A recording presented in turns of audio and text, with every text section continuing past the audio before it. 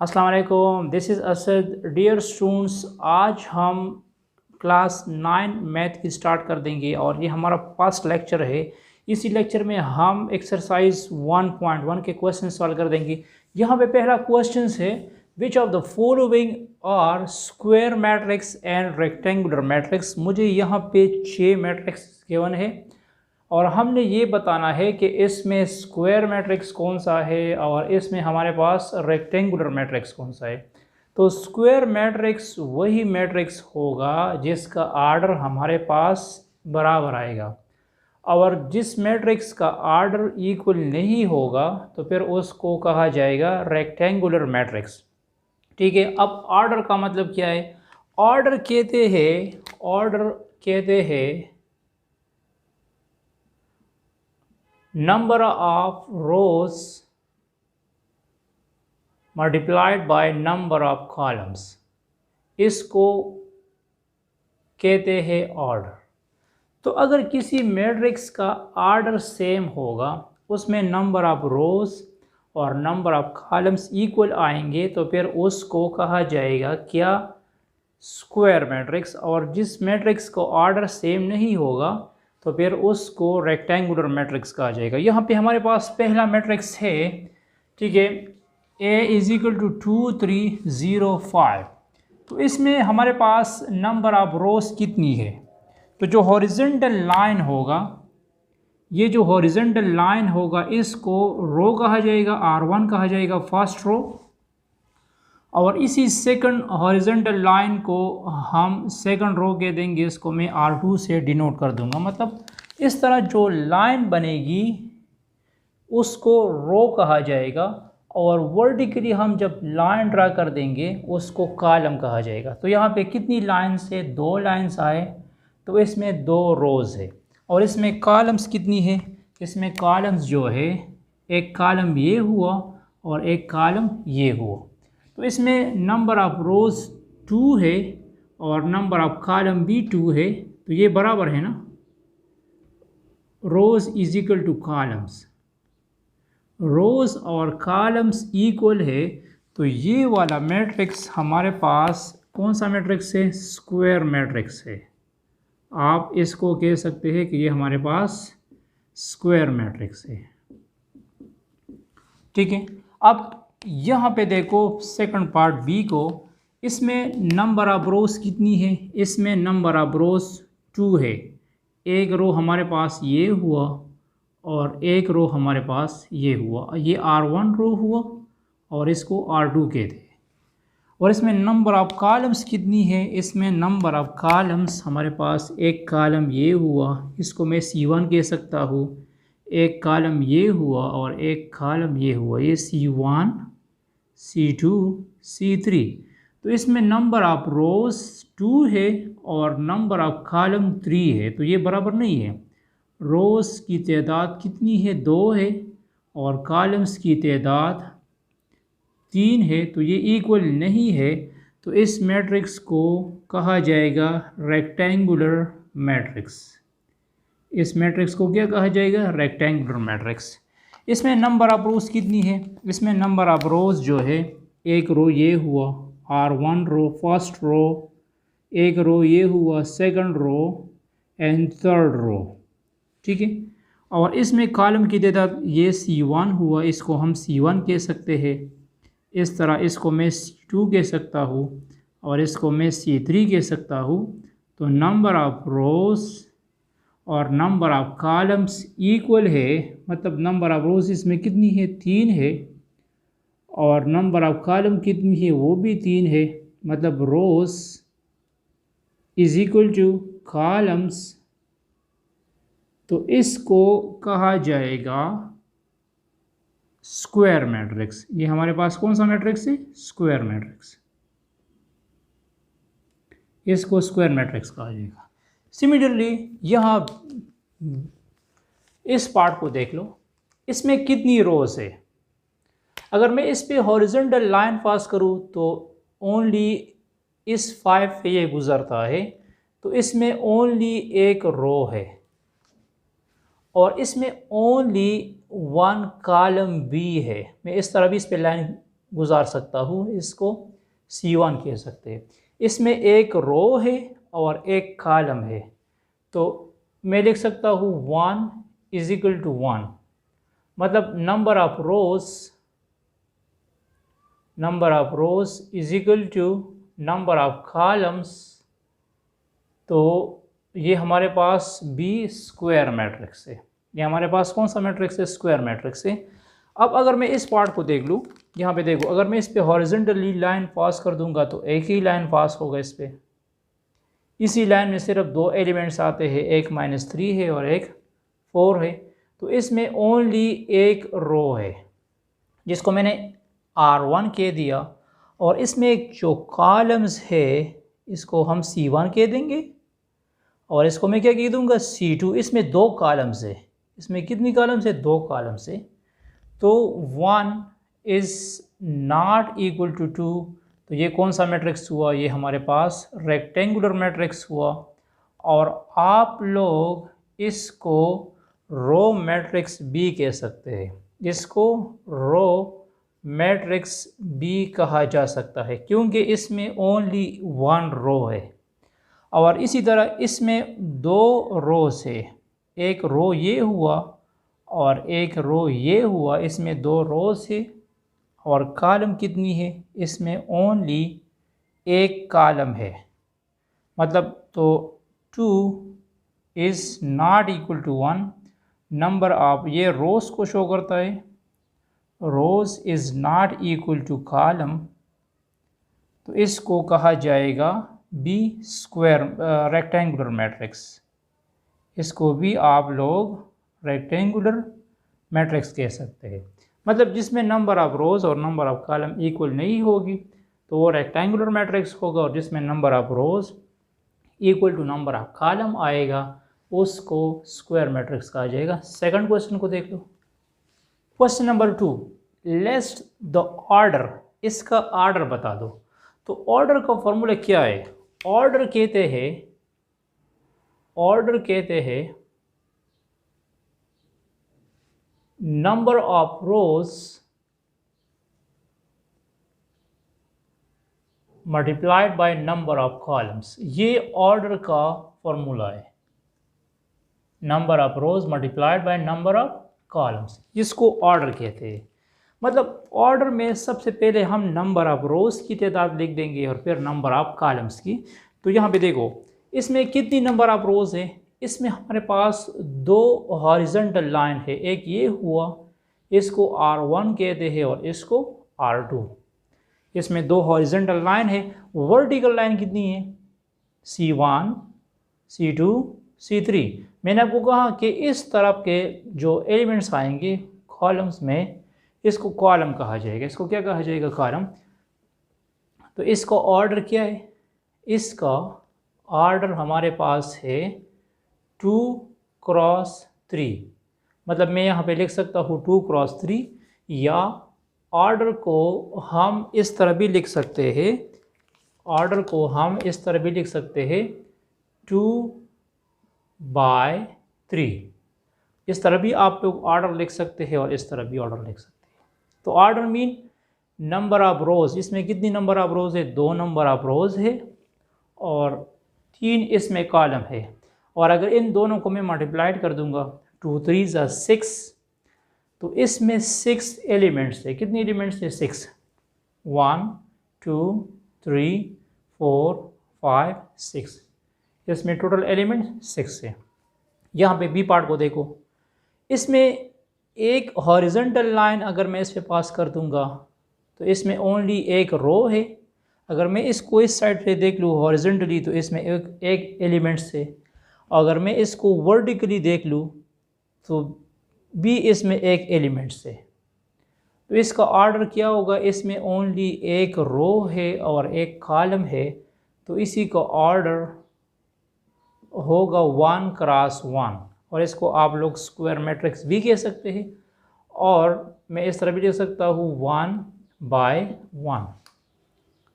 इसका ऑर्डर क्या है? अगर मैं इसको हॉरिजॉन्टली देख लूँ तो मुझे यहाँ पे 3 लाइंस नज़र आती है। एक ये हुआ, एक ये हुआ और ये एक ये हो, मतलब मैं 3 लाइंस बना सकता हूँ।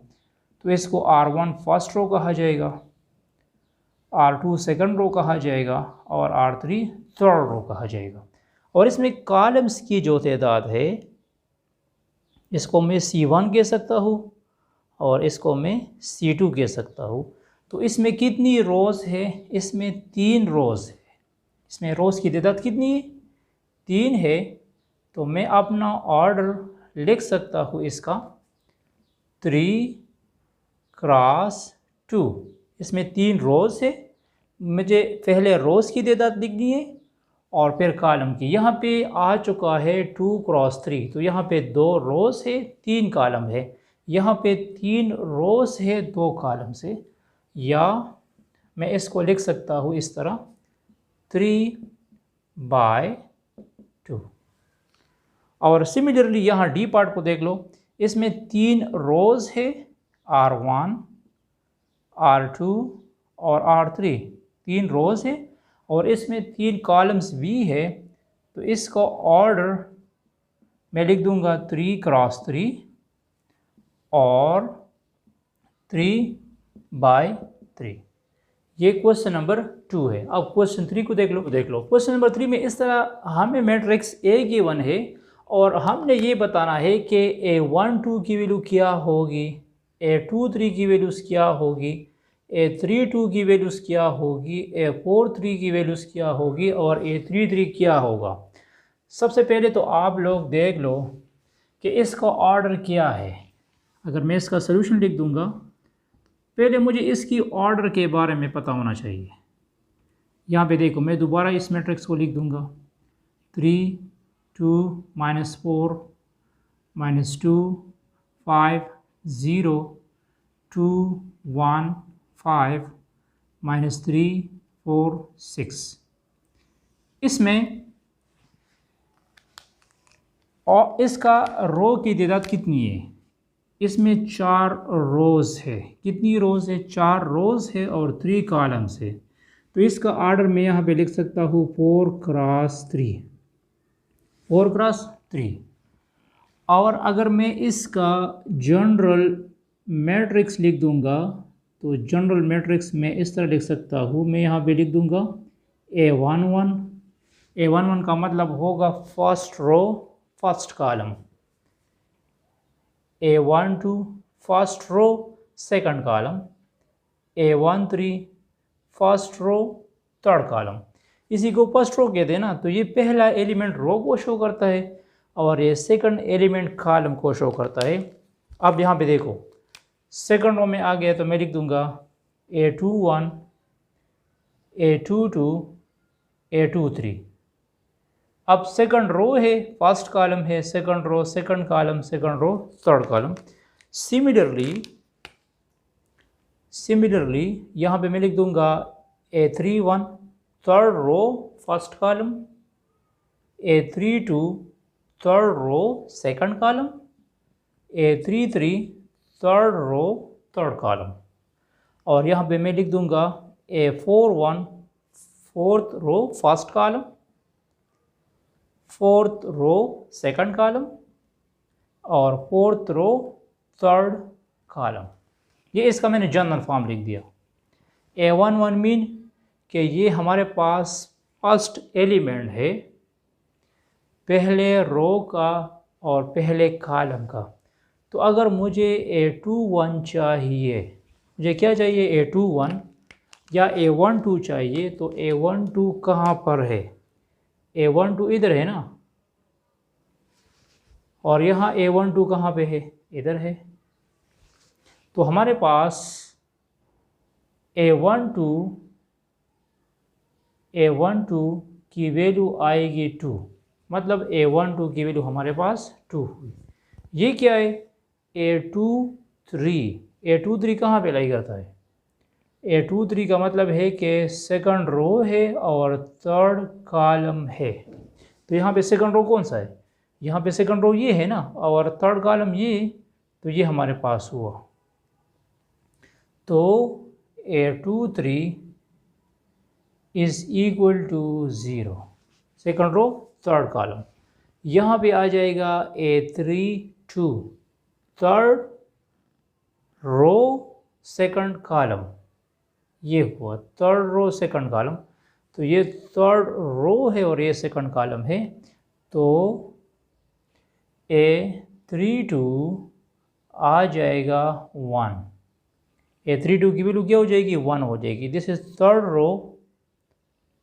रो सेकंड कॉलम। और A43 का मतलब है कि फोर्थ कॉलम है। A43 ये वाली वैल्यूज है ना, तो यहाँ पे A43 कौन सी वैल्यू होगी? ये वाली वैल्यू होगी।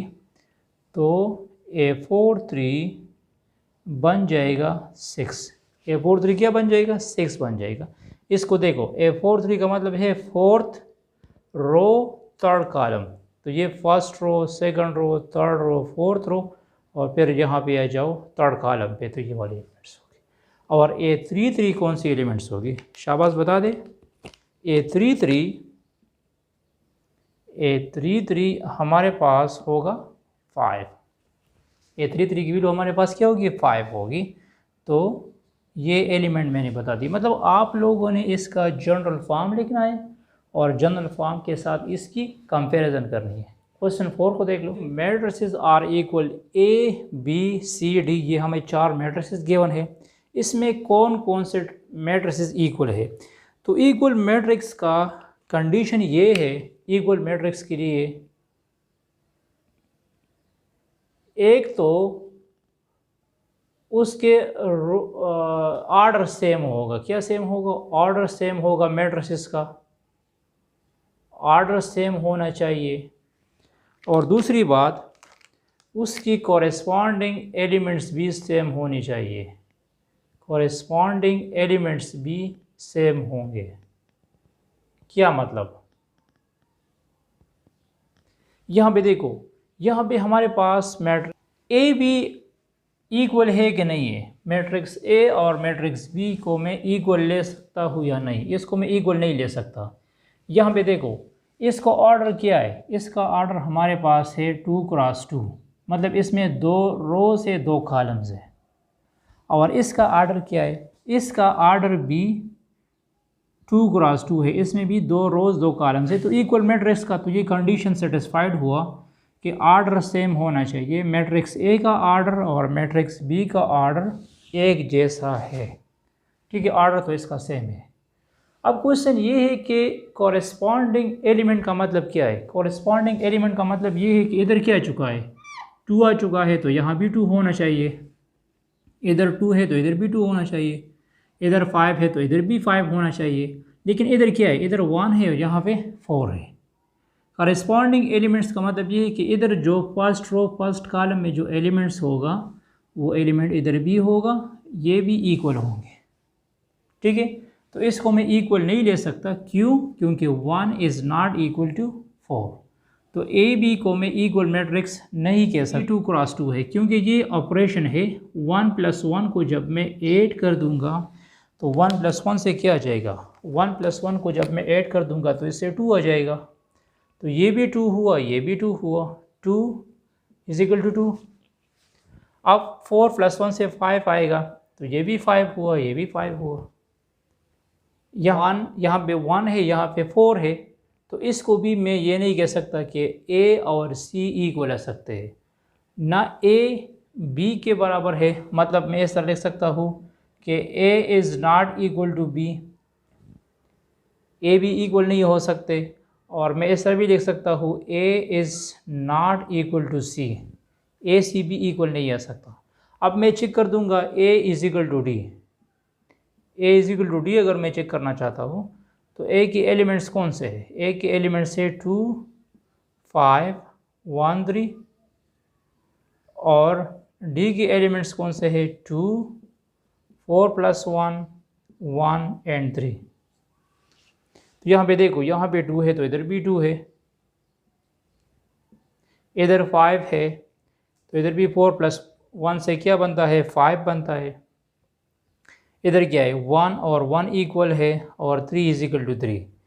तो इसमें हम ये कह सकते हैं कि A = D, A बराबर है D का, और B = C, B is equal to C। यहाँ पे देखो इधर भी 2 है, 2 + 2 1 + 1 से 2 आ जाएगा, सही। 4 + 1 इज इक्वल टू 5, 5 आ जाएगा। 4 इज इक्वल टू 4 और 2 + 1 इज इक्वल टू 3। तो हमारा रिजल्ट ये होगा कि मैं इस तरह लिख सकता हूँ कि A is equal to D और B is equal to C। B C equal matrix है, ये दोनों इक्वल मैट्रिक्स है, और A और D इक्वल मैट्रिक्स है। क्वेश्चन नंबर 5 को देख लो। हमें मैट्रिक्स A गिवन है और मैट्रिक्स B गिवन है, और इसमें हमने फाइंड करना है क्या, U की वैल्यूज़ फाइंड करनी है कि U की वैल्यू क्या होगी, V की वैल्यू क्या होगी और W की वैल्यू क्या होगी। लेकिन वैल्यूज़ फाइंड करने के लिए कंडीशन ये है कि मैट्रिक्स A और B दोनों इक्वल मैट्रिक्स है, A B दोनों क्या है, इक्वल मैट्रिक्स है। तो सोल्यूशन में मैं इस तरह लिख सकता हूँ, प्रॉपर सोल्यूशन में इस तरह लिख सकता हूँ, let A and B are equal matrix या इक्वल मैट्रिसेस। A B दोनों क्या है, बराबर है। तो मैं लिख सकता हूँ A is equal to B। तो मैट्रिक्स A की वैल्यू कौन सी है, मैट्रिक्स A की वैल्यू है 2 - 3 U 0, और मैट्रिक्स B की वैल्यू कौन सी है, V - 3 5 W। अच्छा, A और B दोनों इक्वल मैट्रिक्स है, तो जब इक्वल मैट्रिक्स आएंगे तो इसकी एलिमेंट्स की भी मैं कंपैरिजन कर सकता हूँ। मतलब मैं यहाँ 2 को कंपेयर कर सकता हूँ V के साथ, तो मैं यहाँ भी लिख दूँगा कंपेयर द एलिमेंट्स की कंपैरिजन करो। तो यहाँ पे देखो 2 को V के साथ कंपेयर करो तो 2 इज इक्वल टू V आएगा, मतलब V की वैल्यू 2 हो गई। यहाँ -3 और -3 बराबर है, यहाँ पे क्या है, U is equal to 5, U is equal to 5 हुआ, और W इज इक्वल टू 0। मतलब इसकी कंपैरिजन इसके साथ करो, करेस्पॉन्डिंग एलिमेंट का करेस्पॉन्डिंग एलिमेंट्स के साथ कंपैरिजन करनी है। यहाँ पे V की वैल्यू क्या हुई, यहाँ V की वैल्यू 2 हुई, और यहाँ U की वैल्यू क्या हुई, U की वैल्यू 5 हमारे पास बन गई, U की वैल्यू क्या हुई, 5 हुई। ठीक है, तो सिंपल कंपैरिजन कर लो, A और B दोनों इक्वल मैट्रिक्स से, तो यहाँ V इज इक्वल टू 2 आ जाएगा, U इज इक्वल टू 5 आ जाएगा, और W इज इक्वल टू 0 आ जाएगा। नेक्स्ट क्वेश्चन को देख।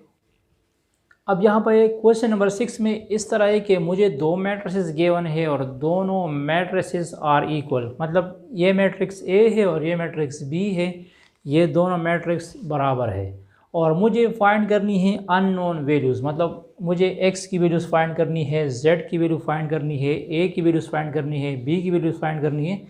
तो इसकी वैल्यूज़ मैं कैसे फाइंड कर दूंगा, मैं यहाँ से सोल्यूशन स्टार्ट कर दूंगा। कंपेयर द एलिमेंट्स, एलिमेंट्स की कंपैरिजन करो। एलिमेंट्स कंपैरिजन मीन यहाँ पे क्या लिखा है, यहाँ पे लिखा है x + 3, तो इस x + 3 को इस 0 के साथ कंपेयर करो। यहाँ पे हमारे पास पहला एलिमेंट कौन सा है, यहाँ पे हमारे पास पहला एलिमेंट x + 3 है, ये एक एलिमेंट है, और यहाँ पे हमारे पास पहला एलिमेंट 0 है। तो इसकी कंपैरिजन कर दो, तो मैं लिख दूंगा x + 3 इज इक्वल टू 0। अब मुझे x की वैल्यूज चाहिए, तो ये +3 शिफ्ट हो जाएगा लेफ़्ट साइड पे, तो ये हो जाएगा x + 3 - 3 इज इक्वल टू 0 - 3। ये दोनों कैंसिल हुए, तो x बन गया x इज इक्वल टू -3। मतलब x की वैल्यूज़ मैं निकाल चुका हूँ, वो क्या बन गई, -3 बन गई।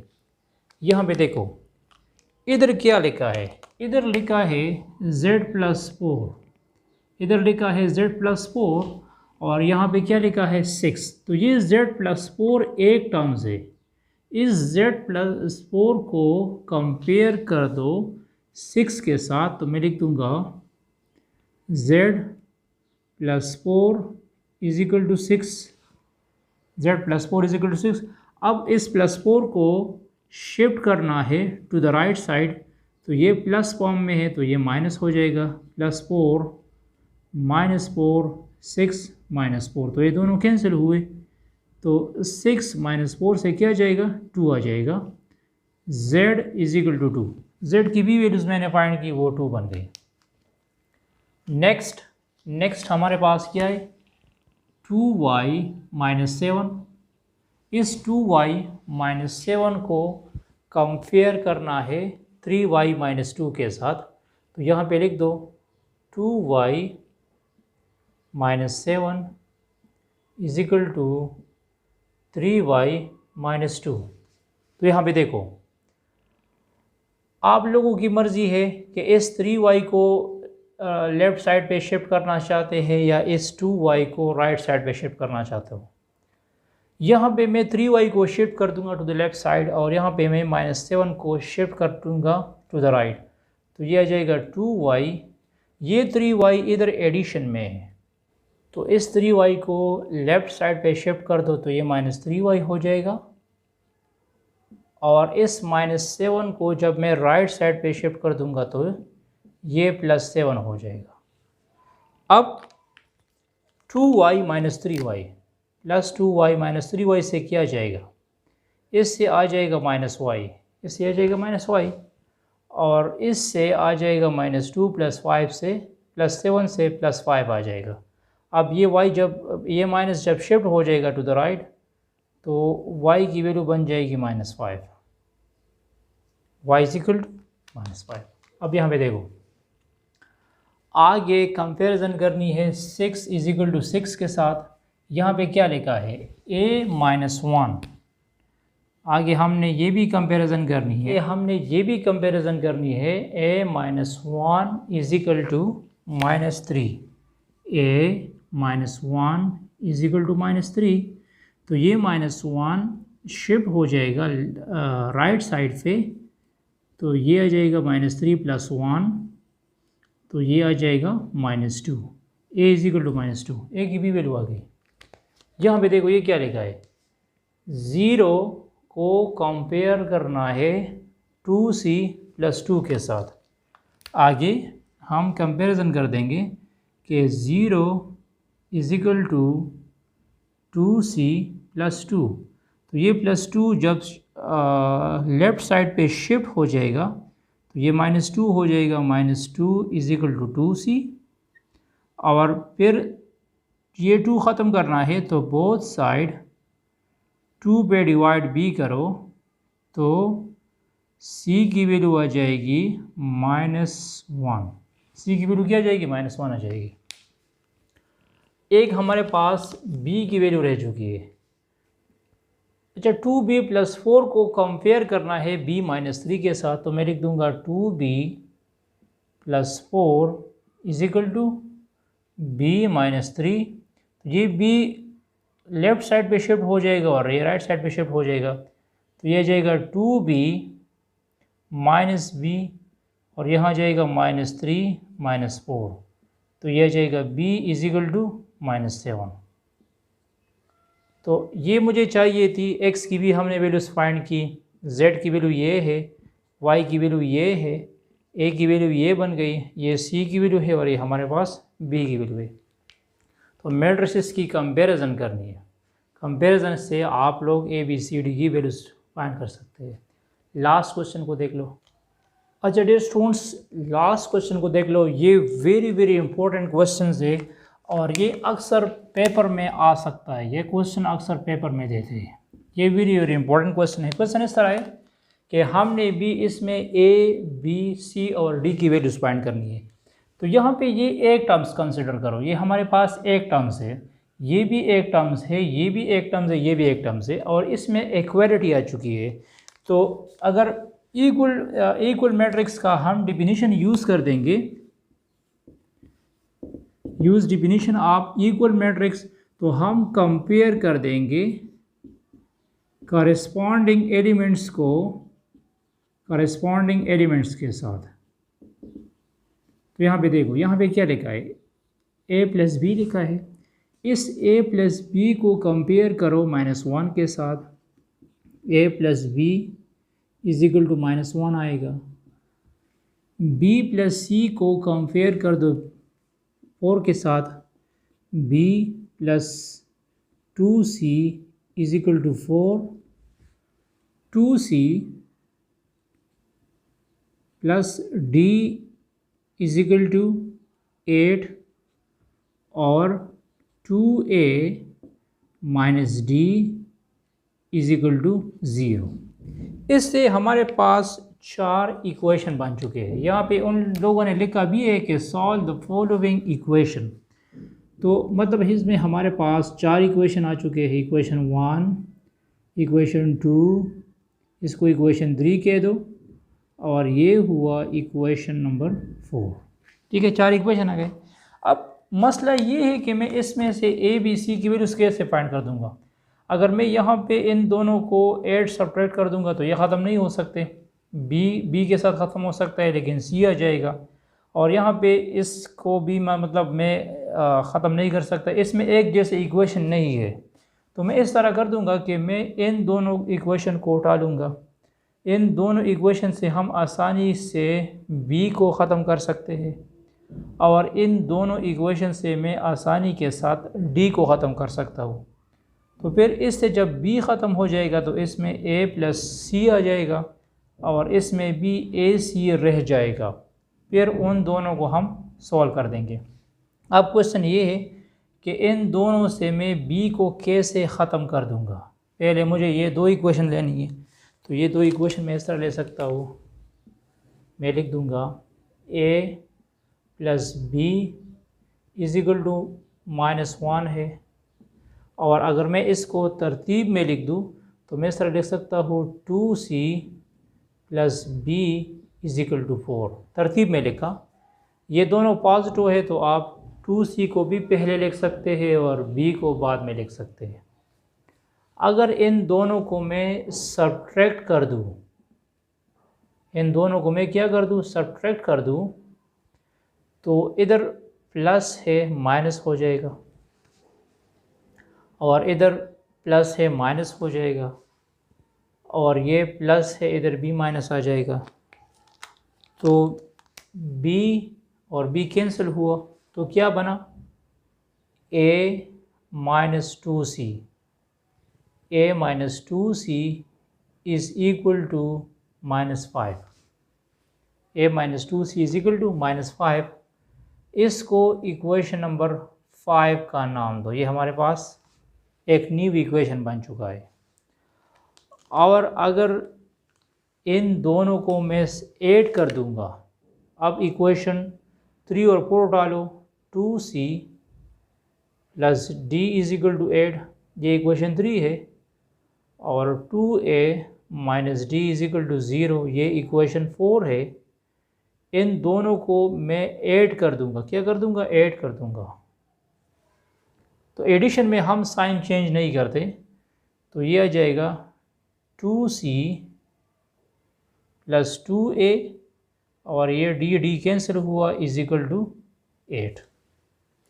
अब यहाँ पे देखो, यहाँ भी 2 मौजूद है, इधर भी 2 है, तो मैं हर एक एलिमेंट्स को 2 पे डिवाइड कर दूंगा, तो ये हो जाएगा 2c divide by 2, 2a divide by 2, ये दोनों कैंसिल हुए, ये दोनों भी कैंसिल हुए, तो ये बन गया c plus a is equal to 4, या आप लोग a plus c is equal to 4 भी लिख सकते हैं। ठीक है, तो अब ये हमारे पास इक्वेशन नंबर 6 आया। तो अब मुझे इक्वेशन 5 और 6 को कैसे सॉल्व करना है। सॉल्व मीन मैं इससे a और c की वैल्यूज फाइंड कर दूंगा। तो इक्वेशन 5 किस तरह है, इक्वेशन 5 हमारे पास है a minus 2c is equal to -5, और इक्वेशन 6 है a plus c is equal to 4। तो इससे मैं आसानी से ये इक्वेशन 5 हुआ और ये इक्वेशन 6 हुआ, आसानी से हम ए को ख़त्म कर सकते हैं अगर इन दोनों को मैं सब्ट्रैक्ट कर दूंगा। तो सब्ट्रैक्शन में इस तरह कर सकता हूँ, यहाँ पे प्लस है तो माइनस हो जाएगा, यहाँ पे प्लस है माइनस हो जाएगा, और यहाँ पे प्लस है तो माइनस हो जाएगा। ये ए और ये ए कैंसिल हुआ तो क्या बना, -3c इज इक्वल टू -5 और -4 -9 आएगा। अब बोथ साइड -3 पे डिवाइड कर दो तो यह आ जाएगा -3c डिवाइड बाय -3, और यहाँ पे आ जाएगा -9 डिवाइड बाय -3, तो c बन जाएगा 3।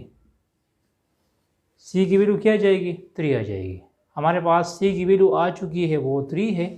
अब मुझे a की वैल्यू चाहिए, तो आप लोग a की वैल्यू यहाँ से मैं फाइंड कर सकता हूँ। आप लोग यहाँ भी पुटिंग कर सकते हैं, यहाँ भी पुटिंग कर सकते हैं, लेकिन ये वाला इक्वेशन इससे थोड़ा आसान है। तो इक्वेशन 6 को यूज़ करो, यूज़ इक्वेशन 6। इक्वेशन 6 हमारे पास क्या है, c plus a is equal to 4। तो c की वैल्यू क्या है, c की वैल्यू में क्या निकाल चुका हूँ, c की वैल्यू 3 है, तो ये जाएगा 3 plus a is equal to 4, तो a आ जाएगा 4 minus 3, a is equal to 1। a की वैल्यू क्या आ चुकी है, 1 आ चुकी है। a और c की वैल्यूज मैंने फाइंड की, मुझे अब b चाहिए। b में कैसे फाइंड कर दूंगा, यहाँ पे पहले इक्वेशन को देख लो। पहला इक्वेशन है a प्लस b, तो अब मैं यहाँ पे लिख दूंगा use equation number 1। Equation 1 use करो, a plus b is equal to -1। a की वैल्यू क्या है, a की वैल्यू हमारे पास 1 है, तो b बन जाएगा -2। ये +1 शिफ्ट हो जाएगा टू द राइट, तो b इज इक्वल टू -2। और मुझे चाहिए अब d की वैल्यू, तो आप लोग यहाँ से d की वैल्यूज फाइंड कर सकते हैं। 2a minus d is equal to 0।